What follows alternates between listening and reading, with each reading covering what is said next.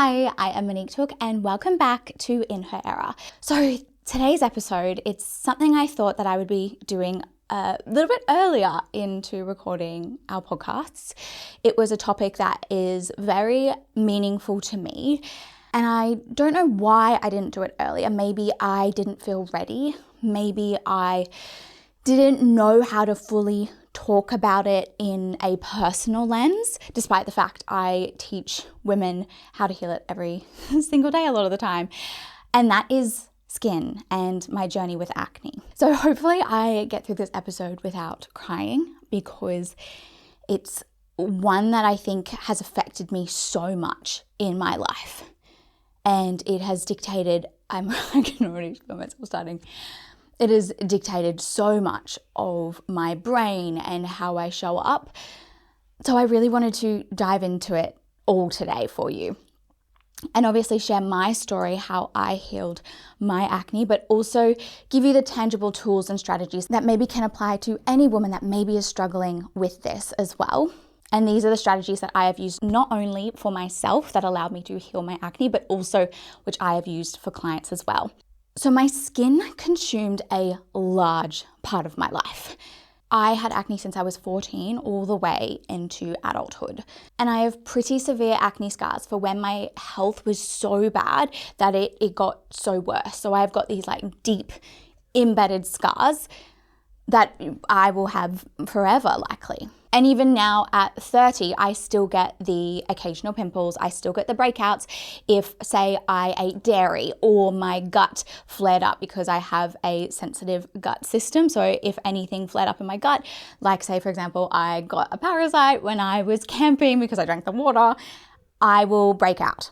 It's my genetic predisposition. It's how any imbalance of my body shows up externally. Other people have other things. For me, it's my skin. And it sounds silly to say, but unless you have acne, unless you've had it sometime in your life, it's really hard to understand the impact that it takes on how you show up and like the mental bandwidth it consumes inside your brain. Firstly, it's so external. It's something you see every single day when you wake up in the morning, when you go to bed at night, when you get out of the shower and you've just washed your face and it's all red and raw. And I feel like that is the time that it's amplified the most. It stopped me from doing things with friends. Like I wouldn't swim in the ocean because I was afraid that my makeup would wear off. I wouldn't go camping with friends. I wouldn't want to do these like overnight stays because I would have to take my makeup off and then they would see me. I was so self-conscious about how I looked like. And I remember a guy I was dating at the time, he invited me to like a weekend away with his friends. And I like lied and said that, I couldn't do it and I was busy. But it was only for the fact that I didn't want to take my makeup off. I didn't want to let them see me without anything on. Obviously, naturally, when you're on a sleepover, people would see you in the morning. And I was too embarrassed or ashamed to show that. I remember like walking. Sorry. I remember walking into rooms and being so embarrassed. And I would like always put my head down because I was so afraid of what people would say or what people would think. It dictated what I ate. I would constantly think about whether food would break me out. I created this like food fear that I was afraid to eat foods or certain foods because of how it would react with my skin. I never wanted to shower with men. It affected my dating because I was so like embarrassed. I would literally sleep with makeup on so that they wouldn't see anything. And I think you read so much advice online, which is not helpful. It's like, just wash your face more, or, don't eat fatty foods, don't eat pizza. And I can guarantee the girls who have acne are the ones that are washing their face the most. They are the cleanest girls you will come across. They are doing every possible thing under the sun. They are doing everything right. They're eating healthily. They're doing everything. And it's so confusing. It's like a full mind fuck because of what the people advice online is telling you versus what your reality is. And I think because of that, because of how much it impacts you, it carried a lot of like low self-worth. And I had such low self-worth, and because of how I saw myself, I let a lot of men treat me less than what I deserved, because I thought, wow, I'm so lucky that they would want to be with someone like me, which at the end of the day, and I think about it now, is absolutely ridiculous. But that's how I think it impacts you so much when what you see yourself as is not beautiful. And it doesn't matter what people say, you internally will never feel that. And I hate that I talk to myself that way. I hate that that's the way I communicated with myself. And it's something that I have had to like actively unlearn for years and years because of how mean you are in your brain. For other women, it might not be acne or skin. It could be weight. It could be the size of your nose. It could be what your earlobes look like. I don't know. Like, every woman has their flaw that they will nitpick at, and they will talk so negatively about themselves every single day, every time they look into the mirror. And that's why I'm really conscious of shedding light to this and how I felt, because I never want other women to feel that, because the way we talk to ourselves is not nice, and it's not constructive, and it's not true. And I think just like every woman has their feature that they berate, every woman has their own genetic predisposition for the way their body shows imbalances in the body. For example, women might have hormonal imbalances, and it might be very similar hormonal imbalances, but the way that your body shows it will be so different from someone else. For example, you might be someone that holds on to weight and it won't go away, or you might have severe pains during your menstrual cycle, or your mood gets so affected in your luteal phase that you become a completely different person, maybe even that severe depression, that huge fog over your brain in that luteal phase. Or maybe it's for you, it's your skin, and it's eczema, it's rosacea, it's acne. It could be the same hormonal imbalance, but it's manifesting in different ways because of how our genetics are. The same imbalance will present in different ways in different bodies. But all of these things are signs that there are imbalances internally in the body. Anything external is because there's an imbalance internally. So knowing this, knowing that everything external is like an internal problem, how did I heal my acne? Because I think we can chuck on all the creams, we can do all these like band-aid solutions, we can get the best skincare in the world, but really healing skin and healing most things in the body is looking internally. It's important that we understand the full story.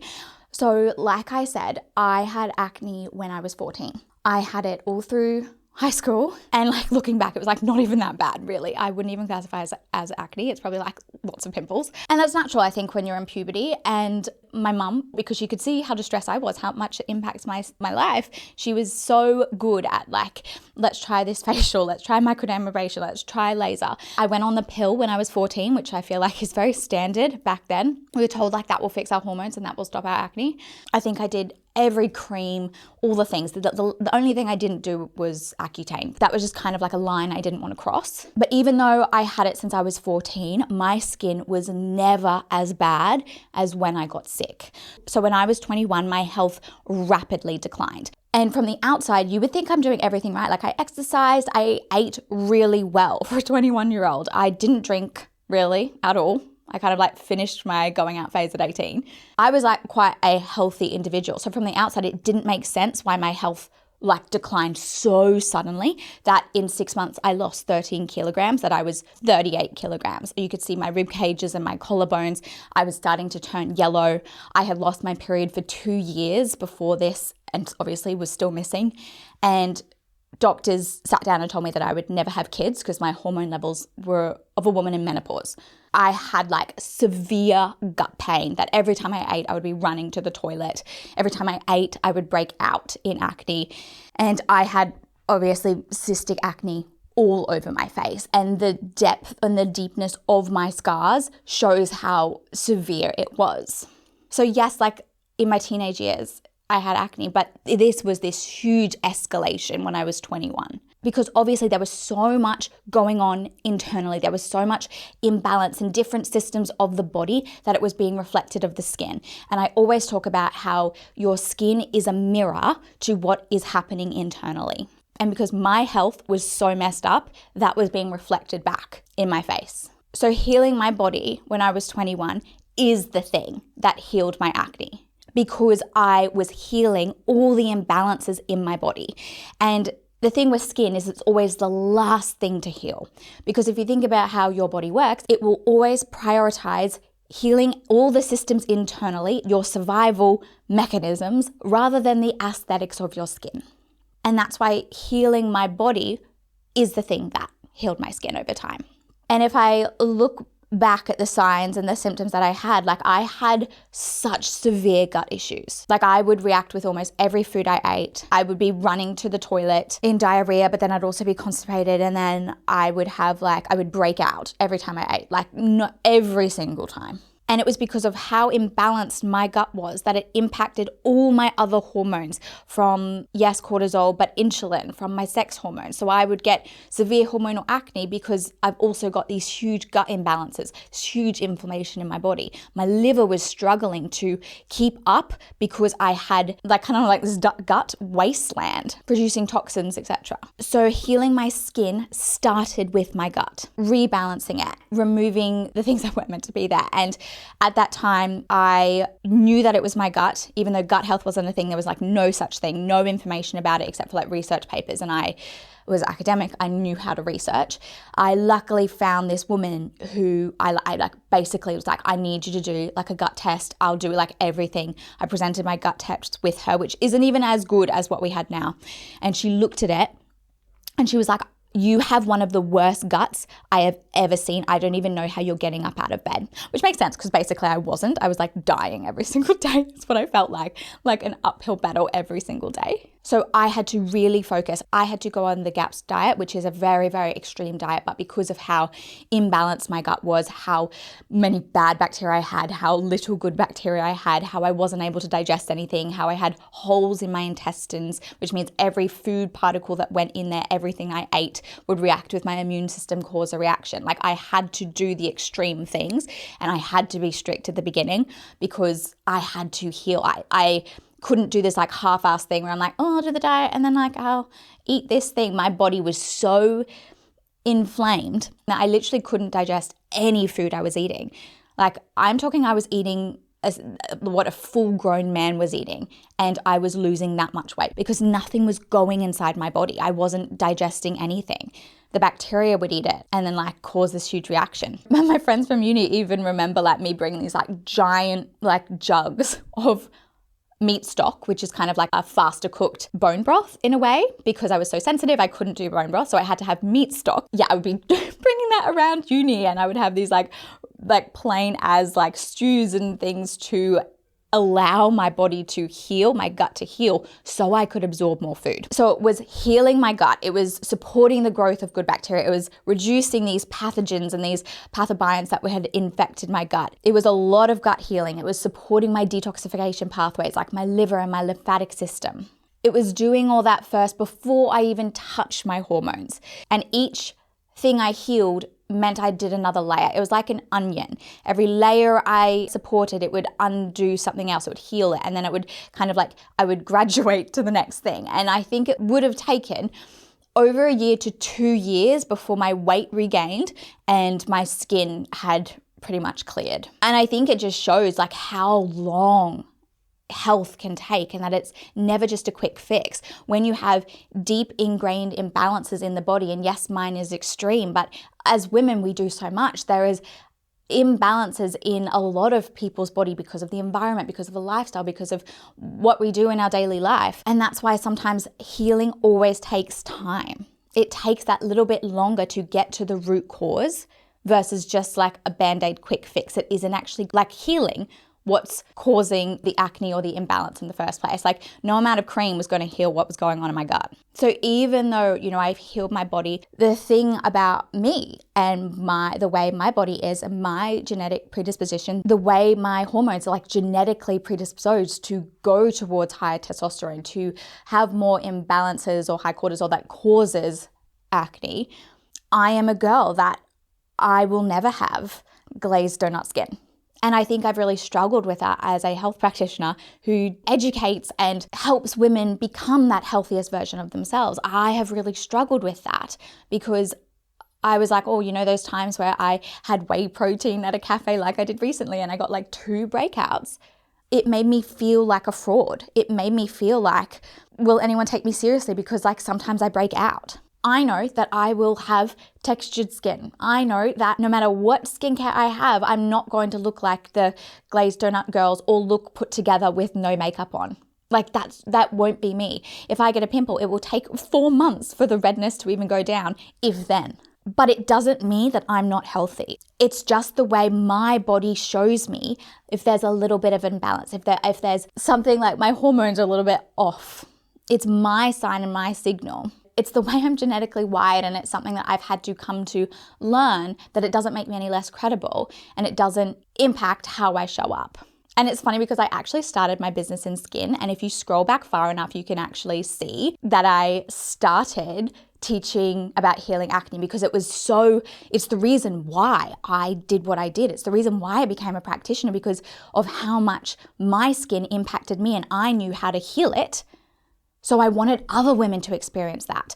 And as I took on clients, and what I learned was I'm too attached to skin. So when they would go through ups and downs with their skin, because naturally, like I said, your skin is the last thing to heal. Despite them having changes with energy, their sleep was better, their mood was better, their periods rebalanced. Like despite them having all these changes, we're so fixated on the skin because it's the thing that we see. And it's the last thing to heal. So I would carry this emotional weight. I was too emotionally attached, and I would work for women for free to just get them to the finish line for months and months and months, because it is that journey, because of how long it took. And I realized that I could help more women and not be this emotional roller coaster where I'm crying like every second day, because how I was healing the skin was how I was healing all their imbalances in the body. And I knew that I could help more women than just women that had acne, that were having other, say manifestations of that imbalances like we talked about. Acne is just one external manifestation of similar imbalances that is happening in the body.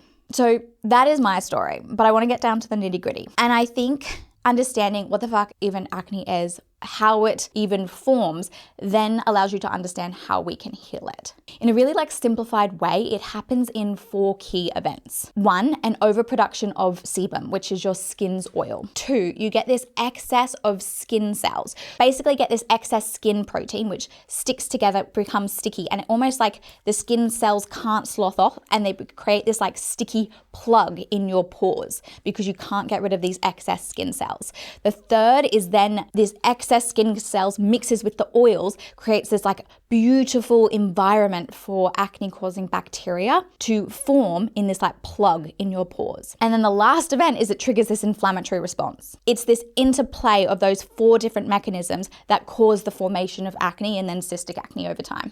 But these 4 things, the sebum, the excess skin, inflammation, the acne-causing bacteria, they're triggered by internal, external things that are happening in the body, from your gut to your hormones to the things that you put on your skin. So I'm going to go through a couple of the things that made a huge difference in my skin and all of the clients that I work with. This is not an exhaustive list because every person is very individual. Every person's skin is very individual. It's a lot of nuance to what is happening in each person's body. Each person has different imbalances that then cause acne. But these are general things that have worked for every client. These are kind of the basic foundations first. So number 1 is skincare. This is the one that's concentrated on the most. Everyone's like, I just need to put on this skincare that will fix my acne. But actually, your skincare is only doing 20 to 30% of the job. And the rest is what is happening in your body. Because you can have the most expensive creams. You can have the best skincare on the planet. But if you are not fixing what's going on internally, from your gut to your hormones, to your cortisol, to your lymphatic system, to your liver, it doesn't matter what creams you put on your skin, it's not going to fix your skin. But that being said, there are things called pore clogging ingredients. And these are things that literally the molecular formula is clogging the follicle or the pore, creating this environment where it's like basically like a cap on, clogged, nothing get out, the sebum get there, the clogged skin cells, acne causing bacteria, etc. These are pore clogging ingredients. Everyone's tolerance are really different, but it's rated on a score from 0 to 5. This is called the comedogenic scale. And common ingredients are like coconut oil, shea butter, cocoa butter, olive oil, tallow, isopropyl myricate, algae. So a lot of natural skincare products are actually quite pore clogging. And just so you know, just because it says non-comedogenic doesn't mean that it's actually not comedogenic. There is no regulation to that term. So you really have to be a detective. Look at that ingredient list, put it into say like a pore clogging ingredient checker. I can tag my favorite below and see if that product is actually acne safe for you. But have a look at your products, from your makeups, your skincare, your sunscreen, anything you put on your skin on the regular basis, and see if it has any pore clogging ingredients in there. Because if it's clogging your pores, it's just exacerbating acne. So that would be step 1. Number 2 is diet. And if anyone tells you that diet has nothing to do with your skin, like they are so wrong, like dead wrong. Unfortunately, there are like multiple acne triggering foods that can cause acne. And I would say the top 2, dairy and sugar.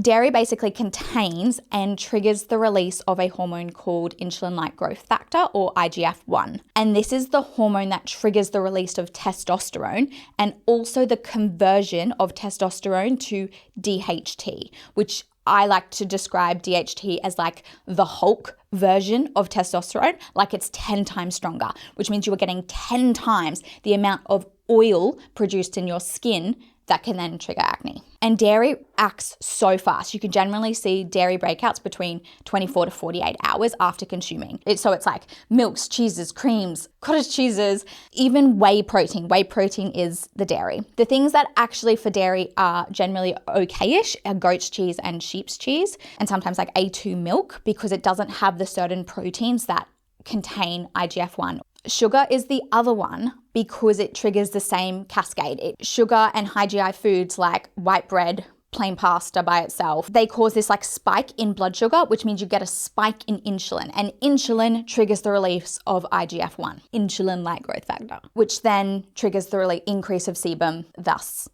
acne. Not to say that you can't have sugar, and I'm like not that type of person, but it's more that your tolerance will be different depending on like what stage of your healing you're at, like how messed up your gut is, etc. But rule of thumb I always say for people is like making sure that you're not having sugar by itself, having it after dinner. So you've got fiber, protein, fats in your stomach before you have your sugar. Instead of having like a donut at 3 p.m, have it for dessert. Or making sure you're having protein with your meal, not just like a plain bowl of pasta. So there's little strategies you can do to help mitigate this huge insulin spike with sugar, which then triggers it. So it's really about finding your individual tolerance with these foods. Everyone's really different. But I think the biggest thing when I've dealt with clients, especially with acne, dairy is always the first thing I make sure that they are eliminating at the beginning, and then weaning yourself back in to see your individual tolerance. Number 3 is gut health. This is like the key, the cornerstone of skin health, because you can fix everything else. You can wear the best creams, but if your gut is not optimal, if you have an imbalance in there, if you've got leaky gut, if you've got anything going on in your gut, it will reflect through your skin, through the gut-skin axis, especially if you are genetically predisposed to have acne. I think everyone thinks it's about digestion and bloating, but it's so much deeper than that. It's about the imbalance of good and bad bacteria. It's about how strong your gut wall is. Studies have also shown that patients with acne actually show that they have a lower diversity of good bacteria, which makes sense. There's also a huge link between gut inflammation and skin inflammation. And even if you just have hormonal acne, your hormones are detoxed through your gut. So if you've not optimized your gut, it doesn't matter how great your hormones are, it can cause a hormonal imbalance. So that is why gut is always the first thing I look at when I'm helping support the skin. Number 4 is that certain supplements can actually trigger the increase of acne, which is crazy and a lot less talked about. But these are things like zinc, B12, biotin, and vitamin D. When these are taken in excess, this is the key, when they're taken in excess, we need all of these to still have beautiful, healthy skin. But a lot of the time, these multivitamins, certain vitamins have like 20,000 times the recommended daily intake. And those excesses can be what triggers acne. So it's worth having a look at your vitamins and doing a little bit of an audit of what you're taking, what's in each of them. Are the doses too high from what your recommended daily intake is? Obviously, number 5, stress. Stress, I think I talk about all the time, but stress impacts the skin massively. High prolonged levels of cortisol actually tell your oil glands to produce more sebum. So one of those factors that then contribute to acne. More sebum, increased acne. Also, cortisol can cause inflammation in the body as well, and inflammation of the body, inflammation of the skin.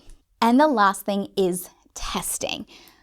I always believe that this was the game changer in my skin, in my health. Because if I didn't know what was going on in my gut, down to the exact bacteria, down to what my walls were doing, down to how I was digesting my food, I don't think I ever would have healed my body and my skin. Also, hormonal testing. I now know the genetic predisposition that I have an enzyme that will convert to this Hulk testosterone. So I have to kind of keep myself in bay because I'm more genetically, hormonally predisposed to that. I could look at the pathways that my estrogen was doing and actively support it from a more personalized lens versus throwing random supplements at that. And I tried, I threw every supplement online that told me that it would heal my skin, and it never did. And sometimes it got worse because I wasn't targeting what my body actually needed. And that's why testing for me is so invaluable with any person I work with and with anybody, I think, in terms of healing your skin or your other imbalances that you might have in your body. So they are my top strategies, the foundational layer in terms of healing your skin, healing your body, and things I would kind of look at. Do a bit of audit in your home. I think when I look at my skin now and I look back at that time, I am so grateful I went through that. And it's taken me a while to be able to say that because it's something that impacted me so deeply. But I do not think I would have been as obsessed with healing my body, as obsessed with uncovering all the things, if it wasn't on my face, if I didn't look at the mirror and stare at myself every single day and cry in the mirror. I don't think I would have become the practitioner I am. I don't think I would have helped the women that I am. I probably wouldn't even be here today because I became so obsessed with health and wellness because of how much it affected my skin. I trialed everything under the sun because of what was externally, what I could see every day. So for that, I am so grateful. I would love to hear your thoughts of this episode, whether it resonated. It was probably one of the most vulnerable ones, and I didn't expect I would cry so early on in the piece. It's clearly a topic that means a lot to me. But as always, I hope you have a fabulous rest of the day, and I will see you next week.